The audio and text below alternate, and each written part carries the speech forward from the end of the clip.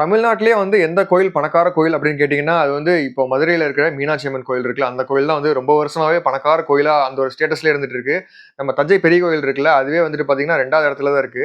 மாசம் மாசம் இப்போ ஒரு நார்மலான ஒரு மாசத்துல கூட வந்துட்டு பார்த்தீங்கன்னா, ரூ. 1,00,00,000லேருந்து ரூ. 2,00,00,000 வரைக்கும் சம்பாதிச்சுக்கிட்டு இருக்கு நம்ம மீனாட்சி அம்மன் கோயில். இதுவே ஏதாவது ஒரு பெரிய பெரிய ஃபெஸ்டிவல் டைம்லலாம் வந்து பார்த்தீங்கன்னா, கிட்டத்தட்ட அந்த ஒரு மாசத்துல மட்டுமே 6 கோடி ரூபா வரைக்கும் சம்பாதிச்சு குடுக்குங்கிறாங்க. அது என்ன மாரி ஃபெஸ்டிவல்ன்னு கேட்டீங்கன்னா, சித்திரை திருவிழா, அப்புறம் வந்துட்டு மீனாட்சி திருக்கல்யாணம், அப்புறம் இந்த மாரி ஒரு திருவிழாலாம் இருக்குல்ல, அந்த டைம்லலாம் வந்துட்டு ரூ. 6,00,00,000 வரைக்கும் மேக்ஸிமம் சம்பாதிக்கும் அப்படிங்கிறாங்க. இந்த ஒரு மதுரை மீனாட்சி அம்மன் கோயில் மட்டுமே அவ்வளோ சம்பாதிக்குங்கிறாங்க. அதே மாதிரி அதிகமான பக்தர்கள வந்துட்டு ஈர்க்கிறதும் வந்துட்டு இந்த கோயில் தான். எப்படின்னு பார்த்தீங்கன்னா, ஒரு ஆவரேஜான ஒரு நார்மலான ஒரு நாள்லயே வந்துட்டு பார்த்தீங்கன்னா, 15,000 பேர் வந்துட்டு போறாங்க. அதுவே வந்து வீக்கெண்ட்ஸா இருக்கட்டும், அப்புறம் வந்துட்டு வெள்ளிக்கிழமையா இருக்கட்டும், இந்த மாரி நாள்லலாம் வந்துட்டு 25,000லேருந்து 30,000 வரைக்கும் வந்துட்டு மக்கள் வந்துட்டு போறாங்க. இதுவே சித்திரை திருவிழா, அப்புறம் மீனாட்சி திருக்கல்யாணம், இந்த மாரி ஒரு பெரிய பெரிய திருவிழாலாம் இருக்குல்ல, அந்த மாரி டைம்லலாம் லட்சக்கணக்குல வந்துட்டு போறாங்க ஒரே நாள்ல. இப்படிப்பட்ட இந்த ஒரு மீனாட்சி அம்மன் கோயில் இருக்குல்ல, இதுக்கு வந்துட்டு ஒரு டார்க்கான ஹிஸ்டரியே இருக்கு. ஏன்னா இந்த கோயில வந்து நெறைய பேர் வந்து வரலாற்றுல வந்து சூறையாடிட்டு போயிருக்காங்க. அதுல முக்கியமானவர் தான் வந்துட்டு பார்த்தீங்கன்னா, நம்ம அ அலாவுதீன் கில்ஜி இருக்கார்ல, அலாவுதீன் கில்ஜி. அதாவது பத்மாவத் படத்துல கூட காமிச்சிருப்பாங்கல்ல, நம்ம ரன்வீர் சிங் கேரக்டர்ல அவர் தான் வந்துட்டு அலாவுதீன் அலாவுதீன் கில்ஜி. அவர் வந்துட்டு சூறாடிட்டு போயிருக்காரு. அதே மாரி அவரோட தளபதியான மாலிக் கஃபூர். அவர் தான் வந்துட்டு இவர விட பயங்கரமா வந்துட்டு இந்த கோயில வந்து அழிச்சிருக்காரு. இங்கிருந்து நெறைய செல்வத்த வந்து திருடிட்டு போயிருக்காரு. இதோட டீட்டெயிலான ஒரு ஹிஸ்டரி தான் வந்துட்டு இந்த வீடியோல நான் சொல்லப் போறேன். அதுக்கெல்லாம் முன்னாடி இந்த கோயில் மேல வந்து என்ன ஒரு நம்பிக்கை இருக்கு அப்படிங்கிறதுக்கு ஒரு ஸ்டோரி இருக்கும்ல. அது வந்துட்டு ஒரு புராண காலத்து கதைய பேஸ் பண்ணி தான் இருக்கு. அதாவது மித பேசிக்கா மித்தாலஜி அப்படின்னு சொல்லுவாங்க. எல்லா கோயிலுக்குமே வந்துட்டு ஒரு புராண காலத்து கதை இருக்கும். அத மையப்படுத்தி தான் வந்துட்டு ஒரு நம்பிக்கைய ஏற்படுத்தி, அது மூலமா வந்துட்டு அந்த கடவுள வந்து சாமியா வேண்டுவாங்க. அதுபடி வந்துட்டு மதுரையில இருக்கிற இந்த மீனாட்சி அம்மன் கோயில் இருக்குல்ல, இதுக்கு வந்துட்டு ஒரு ஸ்டோரி இருக்கு. அது என்னன்னு பார்த்தீங்கன்னா, சிவன் வந்துட்டு ஒரு அவதாரத்துல இருக்காரு. வேற ஒரு அவதாரத்துல. அதே மாரி வந்துட்டு பார்த்தீங்கன்னா, பார்வதிங்கிற அவங்க வந்துட்டு அவங்களும் வந்து வேற ஒரு அவதாரத்துல இருக்காங்க. இவங்க 2 பேத்துக்கிட்டயும் வந்து ஒரு தனித்தனி நாடு இருக்கு. அதுல வந்துட்டு பார்வதி கிட்ட இருக்கிற நாடு என்னன்னு பார்த்தீங்கன்னா, இப்ப மதுரையில இருக்குல்ல, அந்த ஒரு கரெக்ட்டா அந்த அந்த கோயில் இருக்குல்ல, அந்த சென்டர்ல இருக்கிற அந்த ஒரு ஊரு தான். இந்த அவதாரத்துல வந்துட்டு மீனாட்சி அப்படிங்கிற அந்த ஒரு பேர்ல வந்துட்டு நம்ம பார்வதி வந்து ஆண்டுகிட்டு இருக்காங்க. ஒரு ஒரு அரசியா ஆண்டுட்டு இருக்காங்க. அதே மாரி எதிர்ப்புறத்துல வந்துட்டு பார்த்தீங்கன்னா, சிவன் வந்து வேற ஒரு அவதாரத்துல வந்துட்டு அவரு வந்து வேற ஒரு நாட்ட வந்து ஆண்டுட்டு இருக்காரு. இவங்க 2 பேத்துக்கு இடையில வந்துட்டு ஒரு சண்டை நடக்குது. போர் நடக்குது. அதுல வந்துட்டு 2, 3 போர் போகுது. யாருமே வந்துட்டு 2 பேருமே வந்துட்டு டஃப் குடுத்துட்டு இருக்காங்க. யாருமே வந்துட்டு ஜெயிக்கவும் இல்ல, தோக்கவும் இல்ல. அந்த ஒரு சமயத்துல தான் வந்துட்டு பார்த்தீங்கன்னா, சிவனும், மீனாட்சி அம்மனும் வந்துட்டு பார்த்தீங்கன்னா, மீட் பண்ற சமயம் கிடைக்குது. அந்த சமயத்துல வந்துட்டு அவங்க 2 பேரும் பேசும்போது, அவங்களுக்குள்ள வந்துட்டு ஒரு லவ் வருது. அதுக்கப்புறம் வந்துட்டு அவங்க 2 பேரும் வந்து மேரேஜ் பண்ணிக்கிறாங்க. அப்படி அப்படி அந்த மேரேஜ் வந்து கரெக்ட்டா எங்க நடக்குதுன்னு பார்த்தீங்கன்னா, இப்போ இந்த மதுரை மீனாட்சி அம்மன் கோயில் இருக்குல்ல, அது எக்ஸாக்ட்டா இப்ப எந்த லொகேஷன்ல இருக்கோ, அதே லொகேஷன்ல தான் வந்துட்டு மேரேஜே நடக்குது. அத தான் வந்துட்டு இப்ப வரைக்கும் வந்து வழிபட்டுட்டு இருக்காங்க. இது ஒரு நம்பிக்கையா தான் பார்க்கப்படுது. இதுதான் நடந்திருக்கும் அப்படின்லாம் கிடையாது. ஏன்னா, அதனால தான் இதுக்கு பேர் வந்துட்டு ஒரு மித்தாலஜி அப்படின்னு சொல்லியிருக்கேன். நான் வந்து திருச்செந்தூர் முருகன் கோயில பத்தி நான் பேசியிருப்பேன். அதுலயுமே வந்துட்டு இதே தான் சொல்லியிருப்பேன். நம்பப்படுது அவ்வளோதான். இப்ப வந்துட்டு நம்ம வந்து உண்மையான ஹிஸ்டரி பத்தி பார்க்க போறோம். ஏன்னா, உண்மையான ஹிஸ்டரியில தான் வந்துட்டு இந்த கோயில் வந்து ஏகப்பட்ட இன்னல்கள வந்து சந்திச்சுட்டு வந்திருக்கு. கிட்டத்தட்ட 2300 வருஷம் வரைக்கும் இதோட ரெக்கார்டட் ஹிஸ்டரி இருக்கு. அதாவது இயேசு பிறக்கறதுக்கு 300 வருஷத்துக்கு முன்னாடில இருந்தே இதுக்கு ஒரு ஹிஸ்டரி இருக்கு. அப்போலிருந்தே வந்துட்டு இந்த கோயில் வந்து இருக்கு அப்படின்னா, அப்ப எந்த அளவுக்கு ஒரு பழைய ஒரு ஒரு கல்ச்சர வந்து ஃபாலோ பண்ணிட்டு இருக்குன்னு பாருங்க. ஆனா இந்த கோயில் வந்துட்டு இப்ப இருக்கிற உருவத்திலேயே அப்பவும் இருந்துச்சான்னு கேட்டீங்கன்னா, சுத்தமா கிடையாது. ஒரு சின்ன 10க்கு 10 ரூம்ல அந்த சைஸ்ல தான் இருக்கும். அங்கிருந்து ஆரம்பிச்சு இப்போ பெரிய பெரிய கோபுரம்லாம் கட்டுற லெவலுக்கு வந்து வளர்ந்திருக்கு. இந்த ஒரு ஜர்னிய தான் நான் சொல்லப் போறேன். இந்த கோயில் வந்து கிட்டத்தட்ட 1100 வருஷத்துக்கு வந்துட்டு ஒரு பெரிய பெரிய கட்டிடக்கலை எதுவுமே இல்லாம தான் இருந்திருக்கு. சும்மா மொட்டையா தான் இருந்திருக்கு. வெறும் அந்த அம்மனோட சிலை அது மட்டும் தான் இருந்திருக்கு. அத சுத்தி வேண்டிட்டு இருந்திருக்காங்க. 1100வது வருஷத்துல தான் வந்துட்டு பார்த்தீங்கன்னா, ஒரு பாண்டிய மன்னர் வந்து இந்த கோயில வந்து கட்ட ஆரம்பிக்கிறாரு. அப்பதான் வந்துட்டு பேசிக்கான அந்த கோயிலுக்குள்ள என்னென்னலாம் இருக்குமோ, அதெல்லாம் அப்படியே வச்சு கட்ட ஆரம்பிக்கிறாங்க. அப்படி இந்த மாரி ஒரு பெரிய கோயிலா வந்து கட்டணும் அப்படின்னு முடிவெடுக்கிற அந்த ஒரு மன்னர் யாருன்னு பார்த்தீங்கன்னா, சடையவர்ம குலசேகர பாண்டியன் அப்படிங்கிற அந்த ஒரு பாண்டிய மன்னர் தான் வந்து இந்த ஒரு முடிவு எடுக்கிறாரு. அவர் முடிவு எடுத்தனால தான் வந்துட்டு அடிக்கல் நாட்டி, இப்ப வரைக்கும் நம்ம வந்து இந்த ஒரு கோயில் வந்து பிரம்மாண்டமா பார்த்துட்டு இருக்கோம். அதுக்கு வந்து அடிக்கல் போட்டது வந்து பிள்ளையார் சொல்லி போட்டது வந்து இவரு தான். எப்ப போட்டிருக்காருன்னு பார்த்தீங்கன்னா, 1190வது வருஷம். கிட்டத்தட்ட இப்பலேருந்து ஒரு 900 வருஷத்துக்கு முன்னாடி அப்பவே ஆரம்பிச்சுட்டாரு. அத வந்து எப்ப முடிச்சு வச்சாருன்னு பார்த்தீங்கன்னா, 1216வது வருஷம். கிட்டத்தட்ட 800 வருஷத்துக்கு முன்னாடி. அப்போ வந்து அவர் முடிச்சு வச்சிருக்காரு. இந்த 26 வருஷத்துல வந்துட்டு பார்த்தீங்கன்னா, இவரோட ஆட்சி கீழ தான் வந்துட்டு அந்த சென்டர் பொசிஷன் இருக்குல்ல, அந்த மீனாட்சி அம்மனோட அந்த ஒரு இந்த தெய்வீக இடம் இருக்குல்ல, அந்த இடத்துல வந்து அப்பதான் இவர் தான் வந்து கட்டியிருக்காரு. அந்த கோயிலோட என்ட்ரன்ஸ்ல இருக்கிற அந்த ஒரு கோபுரம் இருக்குல்ல, அந்த கோபுரத்த வந்து இவர் தான் வந்து கட்டியிருக்காரு. எல்லாமே வந்து இந்த ஒரு 26 வருஷத்துக்குள்ள தான் கட்டியிருக்காங்க. கிட்டத்தட்ட ஆயிரக்கணக்குல, அதாவது எவ்வளோன்னு சொல்லணும்னா ஒரு 80,000 பேர் வந்து 80,000 தமிழர்கள், அப்புறம் வந்துட்டு மலையாளிஸ் எல்லாருமே சேர்ந்து தான் வந்து கட்டியிருக்காங்க. அதுக்கப்புறம் சடையவர்ம பாண்டியன் வந்து இறந்ததுக்கப்புறம் அவரோட அந்த ஒரு ஆட்சியை வந்து கண்டினியூ பண்றதுக்கு வந்துட்டு 1216வது வருஷம் அவரோட ஆட்சி முடிஞ்சுல, அதே வருஷத்துல இருந்து பாத்தீங்கன்னா மறவர்ம சுந்தர பாண்டியன் அப்படிங்கிற இன்னொரு பாண்டிய மன்னர் வந்து கண்டினியூ பண்றாரு.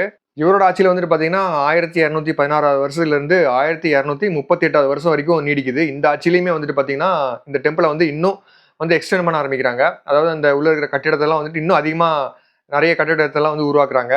மறவர்ம பாண்டியன் அவரோட ஆட்சி கீழே தான் வந்துட்டு பார்த்தீங்கன்னா வேம்பத்துரர் அப்படிங்கிற அந்த ஒரு கோபுரம் இருக்குல்ல, அதை வந்து கட்டுறாங்க, பெரிய கோபுரம். அதுக்கப்புறம் வந்துட்டு இன்னொரு பெரிய ஒரு கோபுரத்தையும் வந்து இவரோட ஆட்சி கீழே தான் வந்து கட்டுறாங்க.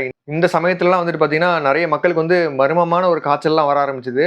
அதெல்லாம் வந்துட்டு எப்படி பக்காவா ஹேண்டில் பண்ண முடியுமோ அந்த அளவுக்கு பக்காவா ஹேண்டில் பண்ணாரு நம்ம மறவர்ம சுந்தர பாண்டியன் அப்படிங்கிற அந்த ஒரு மன்னர். பெரிய மன்னராக இருந்திருக்காரு அந்த காலகட்டத்தில். இவர் வச்சதுதான் சட்டம் அப்படிங்கிற மாதிரி சுத்துப்பட்டு கிராமத்துல எல்லாருமே வந்துட்டு மதிப்பாங்க. இவர் மேல இருக்கிற மதிப்புனாலே வந்துட்டு பாத்தீங்கன்னா எந்த ஒரு காய்ச்சலையுமே வந்துட்டு பொருட்படுத்தாம வந்து மக்கள்லாம் வந்து வேலை பார்த்து இந்த ஒரு பெரிய 2 பெரிய கோபுரத்தையும் வந்துட்டு கட்டி முடிச்சிருந்திருக்காங்க. அதுக்கப்புறம் வந்துட்டு இவரோட ஆட்சி வந்து முடிவுக்கு வருது. அதுக்கப்புறம் வந்துட்டு பாத்தீங்கன்னா இவரோட பையன், அதாவது 2ஆம் மறவர்ம சுந்தர பாண்டியன் அப்படிங்கிற அந்த ஒரு மன்னர் வராரு. அவர் வந்துட்டு பாத்தீங்கன்னா 1238வது வருஷத்துல இருந்து 1251வது வருஷம் வரைக்கும் இவர் ஆட்சி பண்றாரு. இவருமே வந்துட்டு சூப்பராகவே ஆட்சி பண்றாரு. இந்த கோயிலுக்கு வந்து ஒரு அங்கீகாரத்தை கொடுத்தே ஆகணும். ஏன்னா இந்த 3 மன்னர்களுமே வந்துட்டு பாத்தீங்கன்னா இந்த கோயில் தான் வந்துட்டு பிரதானமா நினைச்சு பண்ணிட்டு இருந்திருக்காங்க. ஏன்னு வந்து பாத்தீங்கன்னா மீனாட்சி அம்மன் அப்படிங்கிற அந்த ஒரு அம்மன் இருக்காங்கல்ல, அவங்களுக்கு வந்துட்டு ஒரு சர்ரியல் பவர், அதாவது இன்சேன் பவர்னு சொல்லுவாங்க. அதிகமான ஒரு பவர் இருக்கிறதா வந்துட்டு நம்பப்படுது. நிறைய பேர் வந்து பக்தர்கள்லாம் வந்துட்டு அந்த காலகட்டத்திலேயே வந்து லட்சக்கணக்கில் வந்து கும்பிட்டு போயிட்டு இருக்காங்க. அதனாலதான் வந்துட்டு பாத்தீங்கன்னா 2ஆம் மறவர்ம அந்த பாண்டியர் இருக்காருல்ல, அவருமே வந்துட்டு ஒரு சித்திர கோபுரம் அப்படிங்கிற ஒரு பெரிய கோபுரத்தை வந்துட்டு இந்த கோயிலோட வெஸ்ட் சைட்ல வந்து கட்டுறாரு இவரோட ஆட்சி கீழே. இந்த மாதிரி ஒவ்வொரு கோபுரத்தை கட்டுறதுக்குமே வந்துட்டு ஈஸியாலாம் கட்டிடல யாருமே. ஏன்னா ஒரு 2 வருஷம் 3 வருஷம் அப்படிலாம் ஆகல. அவங்களோட காலகட்டத்தை பாருங்க. ஆட்சி பண்ற அந்த ஒரு காலகட்டம் 15 வருஷம் 20 வருஷம் அந்த மாதிரி காலகட்டத்தை வந்து எடுத்திருக்காங்க. ஏன்னா ஒவ்வொரு கோபுரத்தையும் வந்துட்டு செதுக்குறது வந்து அவ்வளோ கஷ்டம். இந்த காலத்திலேயே வந்துட்டு ஒரு சிவில் இன்ஜினியரிங் அப்படின்னா வந்துட்டு எவ்வளோ கஷ்டம்னு தெரியும். ஒரு ஏகப்பட்ட சிவில் இன்ஜினியர்ஸ்லாம் சேர்ந்து கட்டுறாங்க. ஆனா அந்த எந்த ஒரு கட்டிடமே வந்துட்டு பாத்தீங்கன்னா இவங்கெல்லாம் கட்டினாங்கல்ல, அந்த ஒரு கோபுரத்தெல்லாம் கட்டியிருக்காங்கல்ல, அதுக்கு வந்து ஈடு செய்யவே முடியாது. ஏன்னா இந்த காலகட்டத்தில் கூட அந்த மாதிரி ஒரு கோபுரத்தெல்லாம் வந்துட்டு செய்யவே முடியாது. அந்த அளவுக்கு வந்துட்டு இந்த 3 பாண்டிய மன்னர்களும் வந்துட்டு அவங்களுக்கு கீழே இருக்கிற இன்ஜினியர்ஸா இருக்கட்டும், அந்த காலத்துல இருக்கிற இன்ஜினியர்ஸா இருக்கட்டும், அவங்களெல்லாம் வந்துட்டு பக்காவா வேலை வாங்கி அவங்களும் வந்துட்டு பாத்தீங்கன்னா மூளையை வந்து கசக்கி பிழிஞ்சு, அதாவது இந்த மாதிரிலாம் வந்துட்டு நம்ம தமிழ்நாட்டுல வந்துட்டு இருந்திருக்காங்க அப்படிங்கிற நினைக்கும் போதே பெருமையா தான் இருக்கு. இந்த அளவுக்கு வந்துட்டு பிரம்மாண்டமா உருவாக்கி வச்சிருக்காங்க. இப்போ வந்து நம்ம உட்காந்து பேசிட்டு இருக்கோம், ஒரு பிரமிப்போட பேசிட்டு இருக்கோம் அப்படின்னா, அப்ப எந்த அளவுக்கு வந்துட்டு அவங்களோட திங்கிங் இருந்திருக்கும் அப்படின்னு நினைச்சு பாருங்க. 2ஆம் மறவர்ம சுந்தர பாண்டியன் இருக்காருல்ல, அவரோட ஆட்சிக்கு வரைக்குமே கூட இந்த கோயிலை வந்து சூப்பரா வந்து டெவலப் பண்ணிட்டு இருந்தாங்க, எந்த ஒரு பாதிப்பும் இல்லாம. அதுக்கப்புறம் தான் வந்துட்டு அவங்களுக்கு ஒரு பெரிய ஒரு பின்னடைவே வருது. யார் மூலமா வந்து பாத்தீங்கன்னா அலாவுதீன் கில்ஜி இருக்காருல்ல, அவரு தான். இந்த அலாவுதீன் கில்ஜிக்கு வந்துட்டு என்னைக்குமே வந்துட்டு இஸ்லாம் தான் வந்துட்டு பிரதானமா இருந்திருக்கு. அவர் வந்துட்டு எந்த ஒரு மாற்று மதமா இருந்தாலும் அதை வந்து அழிச்சிட்டு தான் மறு வேலை பார்ப்பாரு. அதுவும் இல்லாம இவர் வந்து ஒரு கொரில்லா டாக்டிக்ஸ்ல இருக்குல்ல, வார்ல வந்துட்டு, அதாவது போர்ல வந்து யாரையுமே வந்துட்டு ஒரு நியாயமா வந்து ஜெயிக்கவே மாட்டாரு. இப்போ வந்துட்டு எந்த ஒரு மன்னருமே வந்துட்டு நியாயமா இருந்தாங்கன்னா இவர்கிட்ட வந்துட்டு மண்டி தான் போடணும். ஏன்னா அந்த அளவுக்கு வந்துட்டு ஒரு தந்திரமான ஒரு மன்னர்னு சொல்லலாம். அதாவது எந்த ஒரு நியாயமுமே கிடையாது. போரோட யுக்தி எதுவுமே அவர் வந்து கையாளவே மாட்டாரு. எப்படின்னு பாத்தீங்கன்னா, நீ ஜெயிக்கிறதுக்காக எந்த ஒரு எக்ஸ்ட்ரீமுக்கு வேணா போவாரு, யாரை வேணா எப்படி வேணா ஏமாத்துவாரு. இந்த மாதிரி ஒரு தந்திரமான ஒரு மன்னர் தான் நம்ம அலாவுதீன் கில்ஜி. இவருக்கு கீழே வந்துட்டு ஒரு தளபதி இருக்காரு. அவர் தான் வந்துட்டு பாத்தீங்கன்னா மாலிக் கஃபூர். இவருமே வந்துட்டு பாத்தீங்கன்னா இந்த பத்மாவத் படத்துல வந்து காமிச்சிருப்பாங்க. இவங்க 2 பேரும் சேர்ந்துட்டு தான் வந்து பாத்தீங்கன்னா இந்த கோயிலையும் வந்து உண்டிலாம் பண்ணியிருக்காங்க. இவங்க வந்துட்டு இந்த ஒரு கோயில் மட்டும் இல்ல, நார்த்லயுமே வந்துட்டு ஏகப்பட்ட கோயிலை வந்து இந்த மாதிரி அதுல இருக்கிற செல்வமா இருக்கட்டும், வைரம், வைடூரியம், அப்புறம் வந்துட்டு தங்கம் எல்லாத்தையும் வந்து அடிச்சுட்டு போயிருக்காங்க டெல்லிக்கு. அதுல வந்துட்டு இருக்கிறதுலே வந்துட்டு அதிகமா எங்கிருந்து எடுத்திருக்காங்கன்னு பாத்தீங்கன்னா, நம்ம மதுரை மீனாட்சி அம்மன் டெம்பிள் இருக்குல்ல, அங்க இருந்து தான் வந்துட்டு ஏகப்பட்ட, அதாவது சொல்லணும்னா 40,000 கோடி 50,000 கோடி மதிப்புல அந்த அளவுக்கு வந்துட்டு ஆட்டையை போட்டுட்டு போயிருக்காங்க. அப்படி ஆட்டையை போட்டுட்டு போனது எதுவுமே வந்துட்டு பாத்தீங்கன்னா சாதாரண பொருள்லாம் கிடையாது. எல்லாமே தங்கம், வைரம், வைடூரியம் இந்த மாதிரி வந்துட்டு எண்ணில் அடங்காத ஒரு பெரிய செல்வத்தை தான் வந்து அவங்க அடிச்சிட்டு போயிருக்காங்க. அது மட்டும் இல்லாம இந்த கோயிலை வந்து ஏகப்பட்ட லெவலுக்கு வந்துட்டு சேதத்தையும் படுத்திட்டு போயிருக்காங்க. அலாவுதீன் கில்ஜி அப்புறம் மாலிக் கஃபூர் இவங்க 2 பேருமே வந்துட்டு வெறும் திருடிட்டு போனது மட்டும் அப்படி போயிருந்தா கூட பரவாயில்ல. நிறைய மக்களை வந்துட்டு இஸ்லாமுக்கு வந்து மாறணும் அப்படின்னு சொல்லி கட்டாயப்படுத்துனாங்க. அவங்க கட்டாயப்படுத்துறதெல்லாம் வந்துட்டு எந்த அளவுக்கு இருக்குன்னு பார்த்தீங்கன்னா, ரொம்ப ரொம்ப சித்திரவதை பண்ணுவாங்க. அதே மாதிரி நெறைய இளம் பெண்கள் எல்லாம் வந்துட்டு பார்த்தீங்கன்னா, சித்திரவதை பண்றதா இருக்கட்டும், அவங்களோட ஆசைக்கு வந்து இணங்கணும் அப்படிங்கிற மாரி ஏகப்பட்ட ரூல்ஸ் எல்லாம் போட்டு, ரொம்பவே வந்துட்டு ஒரு கொடுமையான, ஒரு கொடுங்கோலான ஒரு ஆட்சிய தான் வந்துட்டு அவரு வந்து நம்ம தமிழ்நாட்டுக்கு வந்து குடுத்திருந்திருக்காரு. இவரு வந்து எப்படி வந்து இந்த மதுரை மீனாட்சி அம்மன் டெம்பிள வந்து ஆக்கிரமிச்சாருன்னு பார்த்தீங்கன்னா, இவரு வந்து பிரிட்டிஷ்க்கு முன்னாடியே வந்துட்டு இந்த ஒரு பிரிவினைவாதத்த வந்து உண்டு உண்டு பண்ணிட்டாரு நம்ம தமிழ்நாட்டு மன்னர்கள் மத்தியில. அவங்களுக்குள்ள வந்து சண்டையெல்லாம் மூட்டி விட்டு, அவரு நான் தான் சொன்னேன்ல, அவரு வந்து ரொம்ப தந்திரமான ஒரு ஆளு அப்படின்னு சொல்லிட்டு, கில்ஜி. அவரு இந்த மாரி ஒரு டாக்டிக்ஸ்ல யூஸ் பண்ணி, நம்ம மன்னர்களுக்குள்ளேயே வந்துட்டு ஏகப்பட்ட பேத்துக்குள்ள சண்டையெல்லாம் மூட்டி விட்டு, ஒரு மன்னர், அவரோட தம்பி இவங்க 2 பேத்துக்குள்ளயுமே வந்துட்டு ஒரு போரெல்லாம் உண்டு பண்ணி, இந்த மாரிலாம் பிரிவினை யூஸ் பண்ணி வந்துட்டு பார்த்தீங்கன்னா, இவரு உள்ள புகுந்து எல்லாத்தையும் ஆட்டை கலைச்சுட்டாரு. இதெல்லாம் எப்போ நடக்குதுன்னு பார்த்தீங்கன்னா, 1310வது வருஷம் வந்துட்டு மறவர்ம குலசேகர பாண்டியன் இருக்கார்ல, அவர் வந்து இறந்து போயிடுறாரு. அவர் இறந்து போனதுக்கப்புறம் வீரபாண்டியன், அப்புறம் வந்துட்டு சுந்தரபாண்டியன் அப்படிங்கிற 2 மன்னர்கள் வந்து இருக்காங்க. அவருக்கு வந்து அவரோட பிள்ளைங்க 2 பேர் இருக்காங்க. அவங்க 2 பேத்துக்குள்ள தான் வந்துட்டு சண்டைய மூட்டி விட்டு இந்த ஒரு காரியத்தையே அவர் பண்ணியிருக்காரு. எந்த அளவுக்கு வந்துட்டு இந்த வீரபாண்டியன், அப்புறம் வந்து சுந்தரபாண்டியன் இவங்களுக்குள்ள சண்டைன்னு பார்த்தீங்கன்னா, 2 பேருமே வந்துட்டு நான் உன் கால வெட்டுவேன், நான் உன் கழுத்த வெட்டி உன் தலைய வந்து ஊர்வலமா கொண்டு போவேன் அப்படிங்கிற லெவலுக்கு வந்துட்டு ஒரு கொலவெறி வந்து உண்டு பண்ணிட்டாங்க. மாலிக் கஃபூர் வந்து சுந்தரபாண்டியனையும், அலாவுதீன் கில்ஜி இருக்காருல்ல, அவர் வந்துட்டு பார்த்தீங்கன்னா, வீரபாண்டியன் இருக்காங்கல்ல, அவருக்கு வந்து சப்போர்ட்டா இருக்கிற மாரி நடிச்சு 2 பேருமே வந்துட்டு சப்போர்ட்டா ஆக்சுவலா கிடையாது. ஆனா சப்போர்ட்டா இருக்கிற மாரி நடிச்சு, நீங்க வந்து உங்க அண்ணனோட ஒரு ஒரு பெரிய ஆளுப்பா. நீ வந்து உன் தம்பியோட ஒரு பெரிய ஆளுப்பா அப்படின்னு சொல்லி அவங்களுக்குள்ள வந்துட்டு ஒரு ஈகோவ தூண்டி விட்டு, அதுல வந்து நெறைய குளிர் காஞ்சது வந்து இவங்க 2 பேரும் தான். அப்படி வந்து மாலிக் கஃபூர் வந்து இந்த மதுரையவே ரீஜனையுமே வந்து புடிச்சிடுறாரு. கைப்பற்றிறாரு. ஃபுல்லா அவரோட கண்ட்ரோலுக்குள்ள கொண்டு வந்துடுறாரு. கொண்டு வந்ததுக்கப்புறம் வந்துட்டு பார்த்தீங்கன்னா, அந்த மதுரை அப்படிங்கிற அந்த ஒரு ஏரியா இருக்குல்ல, அத வந்துட்டு மதுரை சுல்தனேட் அப்படிங்கிற பேர் வச்சிடுறாரு. அப்படின்னு என்ன அர்த்தம்னா, டெல்லி சுல்தனேட் மாரி வந்துட்டு பார்த்தீங்கன்னா, மதுரை சுல்தனேட் அப்படின்ற இதுவும் எங்களோடது தான். இதுவும் வந்துட்டு இஸ்லாமிக்ஸ் அவங்கலாம் இருக்கிற ஒரு ஏரியா தான். அப்படிங்கிற மாரி வந்துட்டு டோட்டலாவே மாத்திடுறாரு. அந்த டைம்லலாம் வந்துட்டு பார்த்தீங்கன்னா, எந்த ஒரு ஹிந்து கோயிலுமே வந்துட்டு மதுரையில வந்து இல்லாத மாரி பார்த்துக்கிட்டாரு.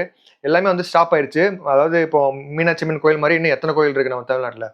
அந்த மாரி வந்து பார்த்தீங்கன்னா, இவங்க என்னென்ன ரீஜியன்லாம் வந்து கைப்பற்றுனாங்களோ, எல்லா ரீஜியன்லயுமே வந்துட்டு இந்த இந்து கோயில்லாம் வந்துட்டு ஸ்டாப் ஆயிருச்சு. அப்படியே ஸ்டாப் ஆயிருச்சு.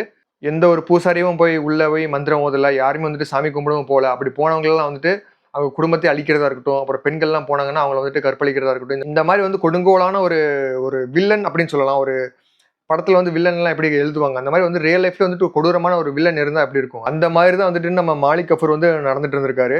இப்படி கொடுங்கோலான ஒரு ஆட்சிய குடுத்துட்டு இருக்கிற இந்த ஒரு மாலிக் கஃபூர் அப்படிங்கிற இந்த ஒரு பெரிய வில்லனுக்காக எதிரா வந்துட்டு யாருமே வந்துர மாட்டாங்களா? எந்த ஒரு ஹீரோவும் வந்துர மாட்டாங்களா? அப்படின்னு நினைச்சிட்டு இருக்கும்போது தான் வந்துட்டு அப்படி உண்மையாலுமே நினைச்சிட்டு இருந்தாங்க பாண்டிய மன்னர்கள். பாண்டிய மன்னர்களா இருக்கட்டும், பாண்டிய மக்களா இருக்கட்டும், இவங்கலாம் நினைச்சிட்டு இருந்தாங்க. அந்த டைம்ல தான் வந்துட்டு பார்த்தீங்கன்னா, சரியா விஜயநகர பேரரசு அப்படிங்கிற அந்த ஒரு ஆட்சி வருது. இந்த விஜயநகர பேரரசு வந்து எப்போ வராங்கன்னு பார்த்தீங்கன்னா, 1378வது வருஷம் வராங்க. அப்பதான் வந்து இந்த ஒரு டெல்லி சுல்தானேட் இருக்காங்கல்ல, இந்த மாலிக் கஃபூர் இவங்களோட ஆட்சிக்கு வந்து ஒரு முடிவு கட்டுறாங்க. விஜயநகர பேரரசு வந்ததுக்கு அப்புறம் வந்து பார்த்தீங்கன்னா, இந்த மதுரையில இருக்கிற எல்லா பெரிய பெரிய கோயில் இன்க்ளூடிங் இந்த மதுரை மீனாட்சி அம்மன் டெம்பிள் இதையுமே வந்துட்டு தொறக்குறாங்க. அப்படி தொறந்தது மட்டும் இல்லாம எல்லா கோயிலுக்குமே வந்துட்டு பார்த்தீங்கன்னா, பெரிய பெரிய ஒரு தடுப்பு சுவர் எல்லாம் போட்டு வைக்கிறாங்க. யாருமே வந்துட்டு எந்த ஒரு கோயிலையும் வந்துட்டு சேதப்படுத்திறக்கூடாது அப்படிங்கிற லெவலுக்கு வந்துட்டு ஒரு பெரிய ஒரு ஒரு பிளான போட்டு, பெரிய ஒரு தடுப்பு சுவர்லாம் போட்டு வைக்கிறாங்க. அப்ப நெனச்சு பாருங்க எந்த அளவுக்கு ஒரு மாஸா இருந்திருக்கும் அந்த டைம்ல அப்படின்னு. இவங்களோட ஆட்சி கீழ தான் வந்துட்டு பார்த்தீங்கன்னா, மறுபடியும் எல்லா டெம்பிளுக்கும் வந்துட்டு எல்லா கோயிலுக்கும் வந்துட்டு பார்த்தீங்கன்னா, பூசாரிகள் போறதா இருக்கட்டும், மக்கள்லாம் வந்துட்டு தைரியமா போகறதா இருக்கட்டும், எல்லாருமே வந்துட்டு எப்படி வந்து இந்த மாலிக் கஃபூரோட ஆட்சியில வந்து எல்லாமே துவண்டு போச்சோ, அது எல்லாமே வந்துட்டு மறுபடியும் ஒரு ரீஸ்டார்ட் பட்டன் குடுத்தா எப்படி இருக்கும்? அந்த மாரி வந்துட்டு எல்லாமே வந்து இயல்பு நிலைக்கு திரும்பிருச்சு. அதாவது இந்த ஒட்டுமொத்த பாண்டிய நாட்டுக்குமே வந்து ஒரு மறுபடியும் உயிர் கிடைச்ச மாரி ஆயிடுச்சு. ஆனா மதுரை மீனாட்சி அம்மன் கோயில் இருக்குல்ல, அதோட பில்டிங் எல்லாம் வந்து பார்த்தீங்கன்னா, இந்த மாலிக் கஃபூர் அப்புறம் அவங்களோட அ ஒரு சோல்ஜர்ஸ்லாம் இருக்காங்கல்ல, அவங்கலாம் ஏகப்பட்ட லெவலுக்கு சேதப்படுத்தியிருந்தாங்க. அதெல்லாம் வந்துட்டு ரீபில்ட் தான் பண்ண வேண்டியதா இருந்துச்சு. ஏன்னா ஏகப்பட்ட சேதாரம். அந்த அளவுக்கு வந்து அழிச்சிருந்திருக்காங்க. அத வந்துட்டு பார்த்தீங்கன்னா, விஜயநகர பேரரசு அவங்களோட ஆட்சி கீழ தான் வந்துட்டு பார்த்தீங்கன்னா, நெறைய வந்து கட்டிட்டு இருந்திருக்காங்க மறுபடியும். எந்த அளவுக்கு வந்துட்டு ஒரு ஃப்ரெஷ்ஷா இருந்துச்சோ ஆரம்ப காலகட்டத்தில, அதே மாரி மறுபடியும் கட்ட ஆரம்பிக்கிறாங்க. மறுபடியும் அந்த கோயிலுக்கே வந்துட்டு உயிர் குடுக்குறாங்கன்னு சொல்லலாம். அதுக்கப்புறம் 1500கள்ல வந்துட்டு பார்த்தீங்கன்னா, நாயக் ரூல்ஸ் அவங்களுக்கு கீழ வருது இந்த கோயில். அவங்களுக்கு கீழயுமே வந்துட்டு நம்ம எப்படி விஜயநகர பேரரசு, அப்புறம் வந்து பாண்டிய மன்னர்கள்லாம் எந்த அளவுக்கு வந்து இந்த கோயிலுக்கு நல்லது செஞ்சாங்களோ, அதே மாரி அவங்களும் நல்லது செஞ்சாங்க. அதே மாரி நெறைய பில்டிங்லாம் வந்துட்டு புதுப்பிச்சுக்கிட்டே இருந்தாங்க. அதாவது இப்ப பில்டிங்லாம் எக்ஸ்ட்ராவா நெறைய புது புது கட்டிடத்தெல்லாம் கட்டுவாங்கல்ல. பில்டிங் மேலே நெறைய கட்டடத்தெல்லாம் எக்ஸ்டெண்ட் பண்ணுவாங்கல்ல. அந்த மாரி எல்லா மன்னர்களையுமே வந்துட்டு ப்ராப்பரா எக்ஸ்டெண்ட் பண்ணிட்டே போயிட்டு இருந்திருக்காங்க. எக்ஸெப்ட் அந்த கில்ஜி அப்புறம் அந்த மாலிக் கஃபூர் இவங்கள தவிர. அதுக்கப்புறம் 18வது நூற்றாண்டுலலாம் வந்து பார்த்தீங்கன்னா, பிரிட்டிஷ் வந்து ஆட்சிக்குள்ள வந்து ஃபுல்லா வந்துடுறாங்க. அதுவும் மதுரையில வந்துட்டு அவங்க ரொம்பவுமே ஆழத்துல இருக்காங்க. அப்படி இருக்கும்போது அவங்க கூட வந்து பார்த்தீங்கன்னா, மாலிக் கஃபூர் ரேஞ்சுக்கு வந்து டேமேஜ்லாம் பண்ணல. அவங்களுமே வந்துட்டு இந்த கோயில் வந்து நடக்கட்டும், ப்ராப்பரா நடக்கட்டுங்கிற மாரி தான் நெறைய வந்துட்டு அன்பளிப்பா வந்துட்டு பார்த்தீங்கன்னா, நெறைய ஜுவல்லரீஸா இருக்கட்டும், அதெல்லாம் வந்து இவங்க டொனேட்டே பண்ணியிருந்திருக்காங்க. அதே மாரி 17th செஞ்சுரியில வந்துட்டு பிரிட்டிஷ் வந்து நெறைய கொஞ்சம் அடிச்சிருந்திருக்காங்க. ஆனா அதெல்லாமே வந்துட்டு பார்த்தீங்கன்னா, திருப்பி வந்து இவங்களுக்கே இந்த மதுரை மீனாட்சி அம்மன் கோயிலுக்கே வந்துட்டு திருப்பி குடுத்துட்டாங்க. இந்த 18th செஞ்சுரியில இருக்கிற அந்த பிரிட்டிஷ் கவர்ன்மெண்ட். அதுக்கப்புறம் 18th செஞ்சுரி, 19th செஞ்சுரிலலாம் வந்துட்டு பார்த்தீங்கன்னா, இந்த கோயிலுக்கு வந்து ஒரு ஸ்ட்ரக்சரல் இம்ப்ரூவ்மெண்ட்லாம் கிடைச்சிருக்கு. அதாவது பில்டிங்கோட ஸ்ட்ரக்சர்லாம் வந்துட்டு ரொம்ப பெருசு பெருசா கட்ட ஆரம்பிச்சு, ஒரு ப்ராப்பரா இப்ப நீங்க இப்ப எப்படி பார்த்துட்டு இருக்கீங்களோ, அதே மாரி ஒரு உருவத்தெல்லாம் வந்துட்டு பார்த்தீங்கன்னா, அந்த 19ஆம் நூற்றாண்டுல தான் வந்து ஃபில் பண்றாங்க. ஆனா வந்துட்டு எல்லா கோயிலுக்குமே வந்துட்டு இருக்கிற ஒரு கெட்ட பழக்கம் என்னன்னு பார்த்தீங்கன்னா, இந்த கோயில்லயுமே இருந்திருக்கு. என்னன்னு பார்த்தீங்கன்னா, இந்த தலித் மக்கள்லாம் இருக்காங்கல்ல, அவங்களுக்கெல்லாம் வந்துட்டு இந்த கோயிலுக்குள்ள வந்து வரதுக்கு வந்து அனுமதியே கிடையாது. எந்த கோயிலா இருந்தாலுமே வந்துட்டு இது வந்து மாறவே மாறாதுன்னு நெனைக்கிறேன், இதோட வரலாற்றுல. இதுவுமே வந்துட்டு ஒரு கருப்பு பக்கமா தான் இருக்கு. இந்த மதுரை மீனாட்சி அம்மன் கோயிலுக்குமே வந்துட்டு இது ஒரு பெரிய கருப்பு பக்கம் தான். இதுக்கு எதிரா தான் வந்துட்டு பார்த்தீங்கன்னா, வைத்தியநாத ஐயர், அப்புறம் வந்துட்டு கக்கன் இருக்கார்ல. கக்கன்லாம் வந்துட்டு காமராஜர் மாரி ஒரு நேர்மையான ஒரு தலைவர். அவரெல்லாம் பெரிய ஆளா வந்திருக்க வேண்டியது. அவருமே வந்துட்டு பார்த்தீங்கன்னா, இந்த தலித் மக்களுக்கு ஆதரவா வந்து போராடி 1939 வருஷம் வந்து பார்த்தீங்கன்னா, தலித் மக்களும் வந்து போலாம் அப்படிங்கிற மாரி ஒரு ஒரு ரூல வந்து கொண்டு வராங்க. இதுக்கு வந்து ஏகப்பட்ட லெவல்ல வந்துட்டு பார்த்தீங்கன்னா, ரத்தம் சிந்தி போராடியிருக்காங்க நெறைய பேரு. அதுக்கப்புறம் தான் வந்துட்டு இந்த ஒரு முடிவுக்கே வராங்க. இதுவும் யாரு வந்து இந்த ஒரு முடிவு எடுக்குறான்னு பார்த்தீங்கன்னா, பிரிட்டிஷ் கவர்ன்மெண்ட் தான் அப்ப இருந்துச்சு. அவங்க தான் வந்துட்டு இந்த ஒரு முடிவு எடுக்குறாங்க. சரி, எல்லா மக்களும் சமம் அப்படின்னு சொல்லி முடிவு உட்காராங்க. இந்த டைம்ல வந்து பார்த்தீங்கன்னா, நெறைய கோயிலுக்குமே வந்துட்டு இந்த ஒரு முடிவு தான் எடுத்திருந்தாங்க. ஏன்னா, அந்த டைம்ல வந்து எல்லா கோயில்லயுமே வந்துட்டு இந்த ஒரு பிரச்சனை இருந்துச்சு. அப்படிங்கிறனால வந்துட்டு எல்லா கோயிலுக்கும் வந்து சமமா தான் ஒரு ரூல்ஸ் வந்து அப்போ வந்து பப்ளிஷ் பண்ணியிருந்தாங்க. ஸோ இதெல்லாம் தான் வந்து பார்த்தீங்கன்னா, நம்ம மதுரை மீனாட்சி அம்மன் கோயிலோட ஒரு தனிப்பட்ட ஒரு வரலாறு. இதே வரலாறு வந்து நெறைய கோயில் கூட வந்து சிமிலரா தான் இருக்கும். ஏன்னா வந்து பார்த்தீங்கன்னா, எல்லா கோயிலுமே வந்துட்டு ஒரே மாரி பிரிட்டிஷ் கீழ வந்துட்டு அடங்கி போயி, அதுக்கப்புறம் வந்துட்டு ஏகப்பட்ட அழிவு சந்திச்சு தான் வந்திருக்கும். அதே மாரி தான் வந்துட்டு நம்ம மதுரை மீனாட்சி அம்மன் கோயிலும். இந்த வீடியோ வந்து கண்டிப்பா எல்லாருக்கும் புடிச்சிருக்கும்னு நெனைக்கிறேன். இதே மாரி வேற ஏதாவது ஒரு ஹிஸ்டரி பத்தி நான் பேசணும்னு நெனச்சீங்கன்னா, கமெண்ட்ஸ்ல மென்ஷன் பண்ணுங்க. தேங்க் யூ ஆல் ஃபார் வாட்சிங்.